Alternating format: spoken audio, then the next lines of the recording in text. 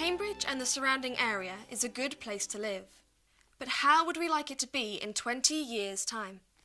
It's important to think about this now, because we face a period of huge change. Our population is growing and getting older. Resources such as fuel, water and land are under pressure, and our roads are ever more congested. We must consider the implications of this, because it takes time to bring about change. Moreover, the very prosperity upon which our quality of life is based is under threat from global competitors in the Americas, Asia, and Europe. Universities, institutions, and companies in those parts of the world are competing with us to attract the very best researchers and technicians. We need to retain and attract such people, but we will only do so if we can offer them a good life. So what might we do? It's a challenge that 2030 Vision for the Cambridge sub-region has been considering over the past 2 years.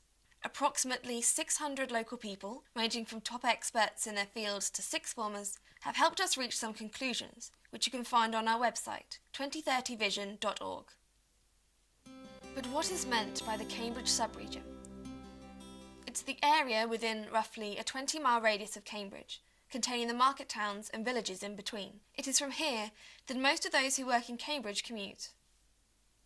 This shows it in greater detail.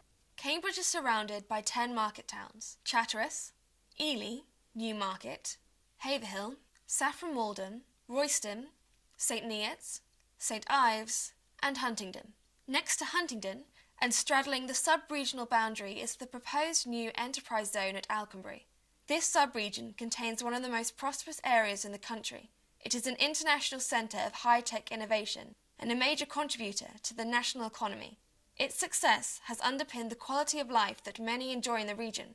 We want to keep it that way and to spread that prosperity to some of the sub-region's less successful parts. Prosperity has been largely dependent on two things: the Cambridge phenomenon and the ability of the sub-region to accommodate growth, most visible in its science parks. The phenomenon is the 50-year growth of high-tech industry based on close connections to the scientific excellence of the University of Cambridge. It's the reason why our sub-region is the leading European high-tech area. Its continuing success depends on the availability of the right skills, affordable housing, suitable buildings for research and development, and a lively and attractive locality, well served by public transport. The University of Cambridge is tackling this challenge with its development of a new city quarter known as North West Cambridge, shown here in an aerial view. It will contain housing for researchers, together with schools and shops, research and recreational space, and community facilities. Sustainably constructed and managed, integrated with the adjoining neighbourhoods and with public transport and bikeway systems, this promises to be an exemplary development of which the city and sub-region will be proud. But much more needs to be done. Making sure that continuing expansion does not damage the city, towns, villages and countryside that we enjoy today will be a major challenge. There will certainly be change, but how can we make sure it is for the best?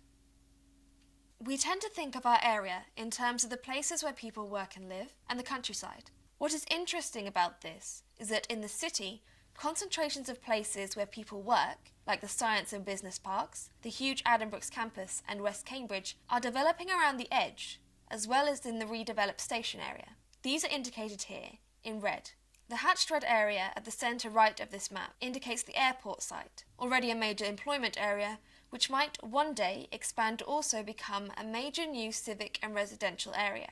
The historic centre, which has a higher density of tourists than any other UK city, is represented in gold. Meanwhile, other large areas around the city edge are being taken over for housing, indicated here in green. In addition, there is a large new settlement, to be called Northstowe, proposed for the Long Stanton Oakington area north of the city, and there is talk of expanding Waterbeach. So far, many of these places where people work have little of the buzz of a vibrant business environment, and are poorly linked to each other and to the railway system, which more and more of us are using to travel to and from London, to which we are economically inextricably linked. As we expand Cambridge, we need to give even more thought to ways of making it easy for people to move both around and out of it. So if new employment is to be based on the edge of the city and around station areas, where should the new housing go? One of the wonderful things about Cambridge is its rural setting, preserved over many years by the Green Belt. This is the area, shown here in green, around the city, in which development is heavily restricted. The Green Belt contains the inner villages, and as you can see, Northstowe and Waterbeach are located just outside it. If we are to keep this rural setting, we will have to stop placing yet more large areas of new housing around its inner edge, where it abuts the city. It's also important that we retain the fingers of green space that run through the city and give it a very distinctive character. Instead, using and extending the guided bus route and the railway system, we can expand existing villages, giving residents the advantages of improved local facilities, together with easy access to both the city and the countryside. But perhaps we should be even more ambitious. Many people from market towns, Chatteris and Newmarket, Ely and Royston, Huntingdon and Haverhill, St Ives and Saffron Walden, St Neots, and even Bury St Edmunds already commute into Cambridge. Why not take advantage of existing and enhanced public transport routes to further expand these towns? This would reverse the drift of retail and social facilities and jobs. It would also eliminate the need for community building from scratch, which new settlements require, and which proved such a challenge at Camborne. And of course, traffic is not one way. People living in Cambridge could travel to work in the market towns. Suitably enhanced and promoted under the Cambridge brand, the market towns would then start to enjoy a greater share of the city's prosperity. Intensifying the density of the city's employment hubs, expanding the market towns, and improving public transport connections would help to preserve and enhance many of the region's existing rural qualities, while giving its built-up areas a greater intensity and buzz. The area around the proposed Science Park railway station in North Cambridge, indicated by the small blue circle near the centre of this map, offers a wonderful opportunity to create one of these buzzy places, a multi-facility city gateway close to the Science Park, Innovation Centre and Business Park, serving both the north of the city and the rural area beyond.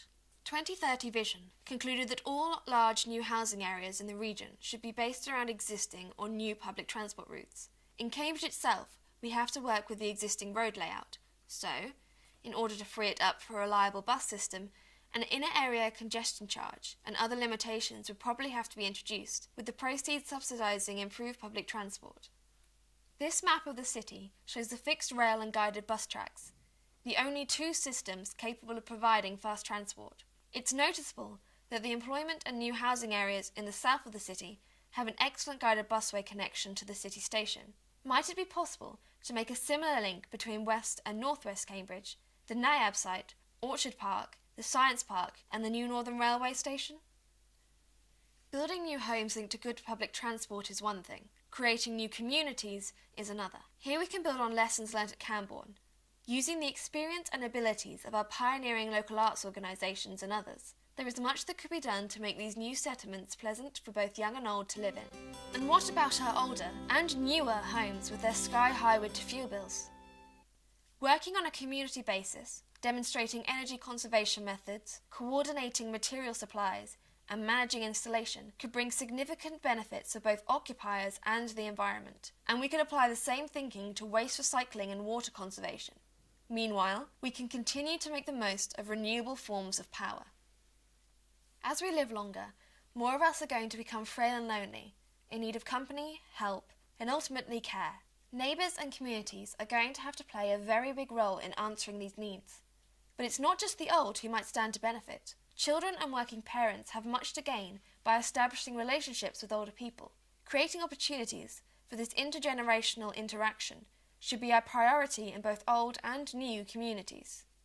But our communities are not just where we live. We must also consider the wider community. Building on inspiring local examples, we must establish closer links between schools and the world of work, and between the universities and local people. The potential in the fields of employment, sport, recreation and health is massive. Here there is an opportunity to use the ever-increasing mass of digital data to detect needs and opportunities, and to answer and seize them. This will help make a more connected society in which county, city, market towns, and the new Alconbury Enterprise Zone work as one to make a better connected region built around unique assets, historic towns and villages set in fine landscape settings, 2 universities, a tradition of pioneering research and development, and a vibrant and innovative art scene. So what do you think of this vision? Is this the kind of sub-region you'd like to inhabit in 2030? You can read more at 2030vision.org.